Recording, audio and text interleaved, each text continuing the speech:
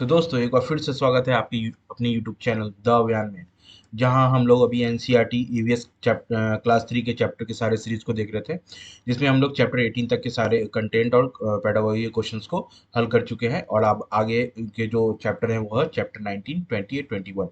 तो उसके सारे कंटेंट और सारे पेडागोजी के क्वेश्चंस को हम लोग देखेंगे। तो यहाँ पर चैप्टर 9 के जो शीर्षक है वो है हमारे साथी जानवर, मतलब कि हम लोग से रिलेटेड हमारे साथ रहने वाले जानवर के ऊपर इसमें चर्चा किया गया है। तो इसमें एक छोटा सा कहानी है, ठीक है। तो उसको मैं ब्रीफ तरीके से समझा देता हूँ आसानी से। कि एक छोटी सी पक्षी है जो कि क्लासरूम में आ जाती है और वो चलते हुए पंखा से टकरा जाती है, फिर गिर जाती है जमीन पे। तो सारे बच्चे मिलकर उसे उसका इलाज करते हैं और फिर से उसे क्या करते हैं, वो वापस से उड़ा देते हैं। इससे क्या होता है ना कि बच्चों के बीच में भी पक्षियों के प्रति संवेदनशीलता जगती है। तो आगे पॉइंट की तरफ हम लोग बढ़ते हैं और पॉइंट को तो देखते हैं। जानवरों की भावनाओं के बारे में चर्चा करने से बच्चे जानवरों के प्रति संवेदनशीलता हो सकते हैं।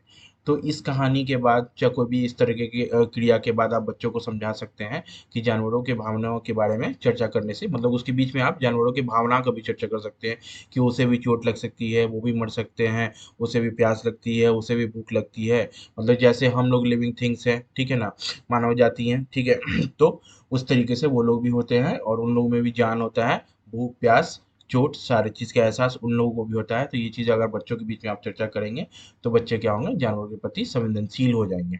ठीक है। नेक्स्ट पॉइंट की तरफ आगे बढ़ते हैं। नेक्स्ट पॉइंट हमारा क्या है, हम जानवरों को पालते हैं तथा उनकी देखभाल भी करते हैं। यह संबंध समझने से बच्चों को उनके परिवेश में जीवों की आपसी निर्भरता समझने में आसानी होगी।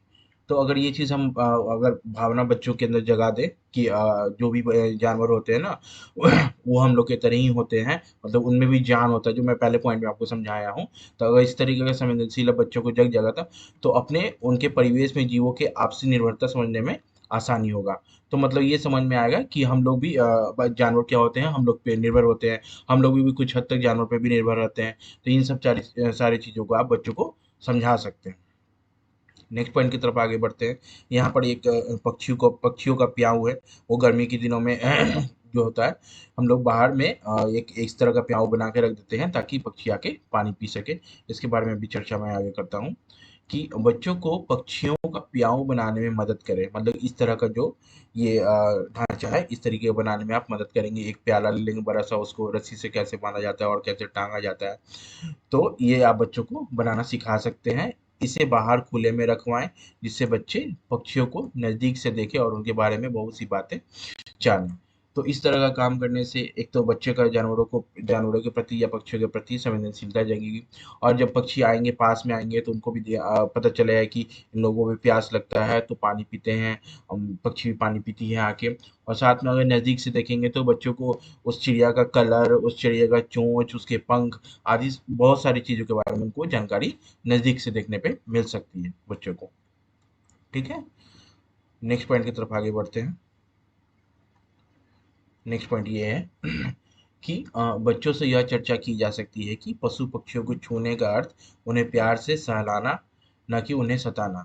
तो ये चर्चा आप भी कर सकते हैं कि अगर कोई पक्षी अगर कहीं मिल जाए, अगर घायल अवस्था में या किसी कारणवश आपके हाथ में आ जाते हैं, तो उसे प्यार से सहलाना चाहिए, ना कि उसे सताना चाहिए। मतलब सताने की सेंस में उसका पंख पकड़ के खींच रहे हैं, चोंच पकड़ के खींच रहे हैं, तो इस तरह का कोई भी क्रिया नहीं करना चाहिए। ये बच्चों को आपको सिखाना चाहिए। अगले पृष्ठ पर चित्र द्वारा दिखाई गई कहानी प्रकृति में संतुलन को दर्शाती है। बच्चों को यह बात सहज और सरल तरीके से स्पष्ट करना जरूरी है। जो नेक्स्ट पेज है उसके बारे में अभी मैं समझाऊंगा, तो उससे ये क्लियर हो जाएगा लाइन आपका। ठीक है। अगले पृष्ठ पर दिखाई गए चित्र कहानी है संतुलन को दर्शाती है। कैसे संतुलन होता है हम लोग के बीच और जानवरों के बीच में, कैसे पूरा ये जो प्रकृति है संतुलन बना के रखती है, उस इस वाले कहानी से हम लोग समझते हैं। रानी के बाग से माली के आम टोकरे लाए हैं। मतलब कि एक रानी का बाग था जिसमें क्या है कि आम के बाग लगे हुए हैं और उसमें क्या कहते हैं, एक माली है वो जाके आम तोड़ के हमेशा साल में जब कभी भी पड़ता है तो वो लेके आता है। इतने सारे आम, बहुत खूब, ये औरत बोलती है, ये महिला बोल रही है, रानी बोल रही है इसको कि इतने सारे आम ले आए हो, बहुत बढ़िया। महारानी जी, अगर पक्षी ना खाते तो आम इसके दुगने होते। तो ये चर्चा क्या कर रहा है कि अगर पक्षी नहीं होते तो और भी आम आ सकता था। क्या कहा, पक्षी आम खा गए, तुमने पक्षी को बाग में क्यों आने दिए। तो फिर ये इसको डांट रही है कि पक्षी को तुमने बाग में आने क्यों दिए। फिर ये बोल रहा है कि ठीक है अगले बार से नहीं हो, गलती हो गई महारानी जी, अब किसी पक्षी को नहीं आने देंगे।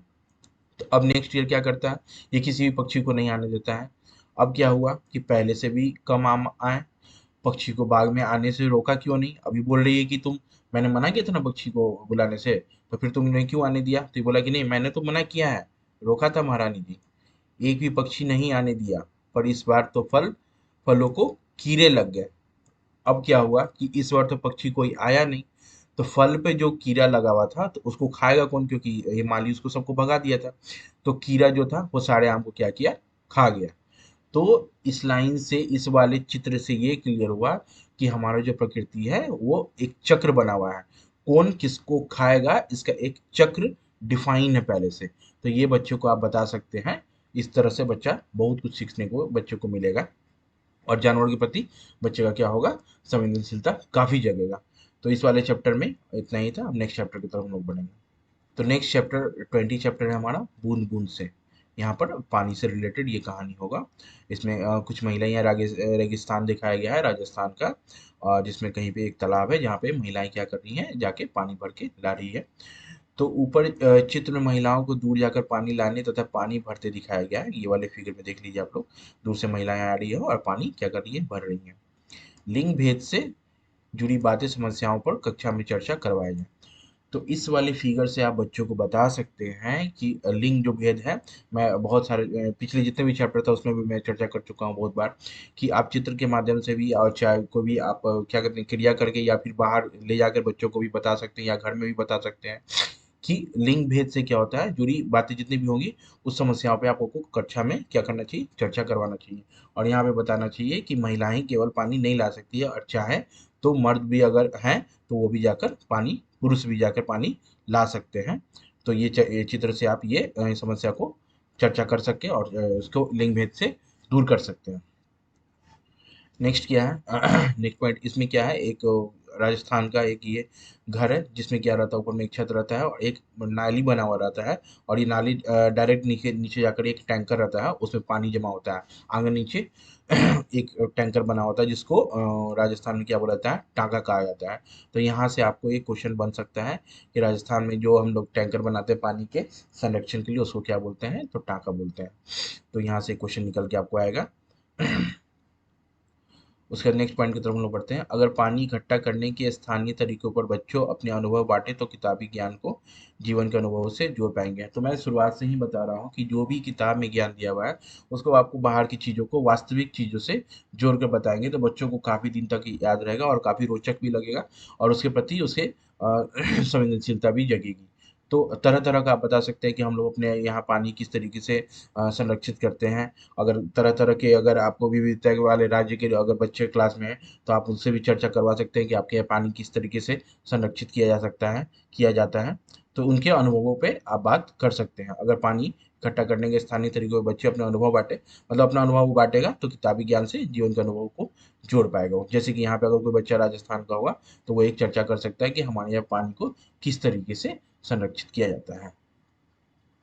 नेक्स्ट पॉइंट की तरफ आगे बढ़ते हैं। ये इसमें आपको बताया है गया है कि एक चम्मच पानी, एक कटोरा, एक मग, एक बाल्टी के बारे में कितना कितना पानी आएगा, तो वो कुछ खास इंपॉर्टेंट नहीं है आपके लिए। नेक्स्ट पॉइंट की तरफ आगे बढ़ते हैं। जिस जगह पर पानी की किल्लत होती है वहाँ लोग पानी की बचत करने व दोबारा इस्तेमाल के कई तरीके अपनाते हैं। ऐसे वे लोग मजबूरी में करते हैं। इस बात को समझकर बच्चे अपने जीवन में पानी की बचत के कुछ उपाय अपनाएं तो पानी सबका साझा है, यह बात वे समझ जाएंगे।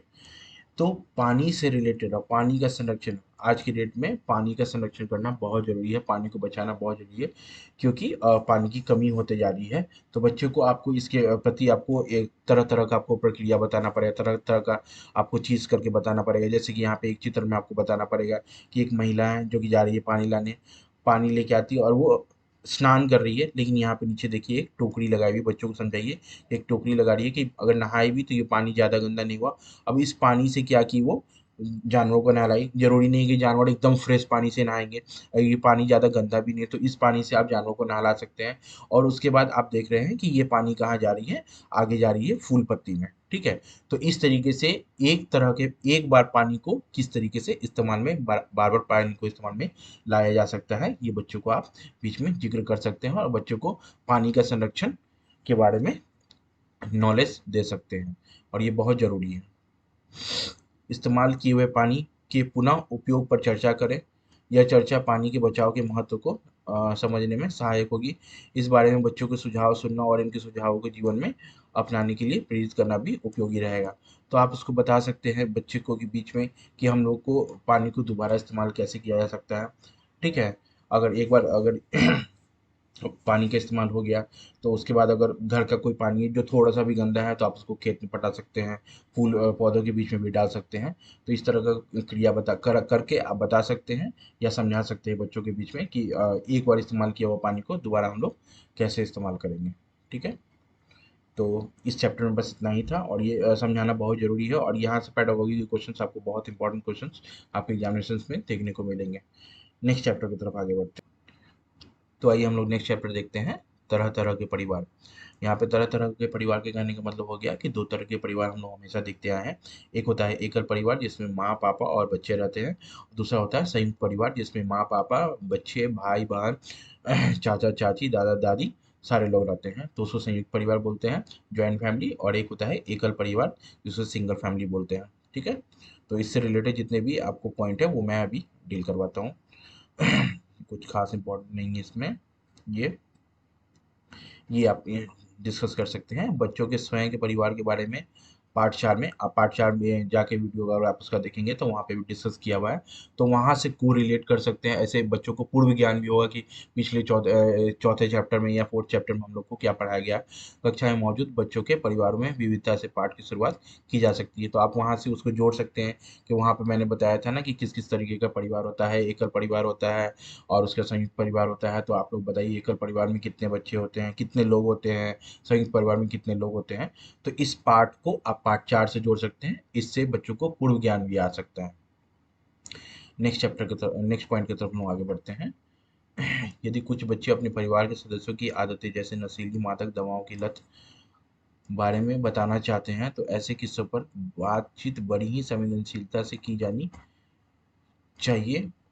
उनसे होने वाले हानिकारक प्रभाव पर कक्षा में चर्चा जरूरी है। इन मुद्दों पर आप सेवाकालीन प्रशिक्षण कार्यक्रम में भी चर्चा अवश्य करें।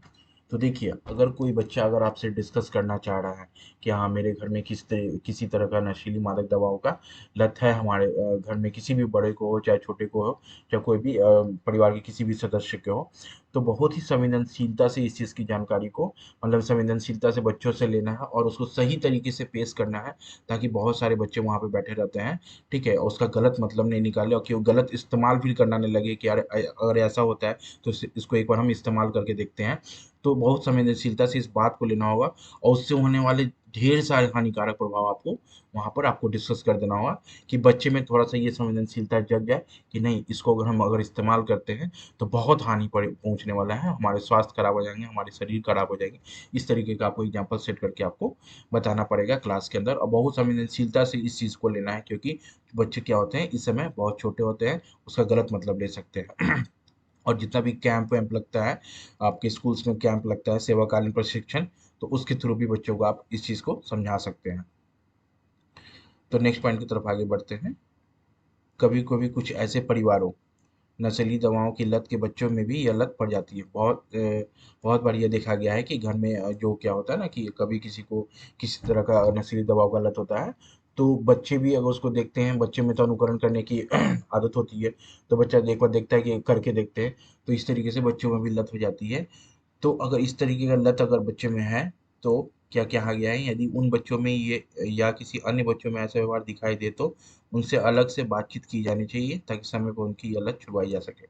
अगर आपको ऐसा फील होता है, अगर ऐसा फील हो जाए कि इस तरह का कोई लत है किसी बच्चे में, तो उसको अलग से बिठाकर उसका अलग से एक काउंसलिंग होता है, काउंसलिंग किया जाए बच्चे का, बच्चे से बात किया जाए, ठीक है ना।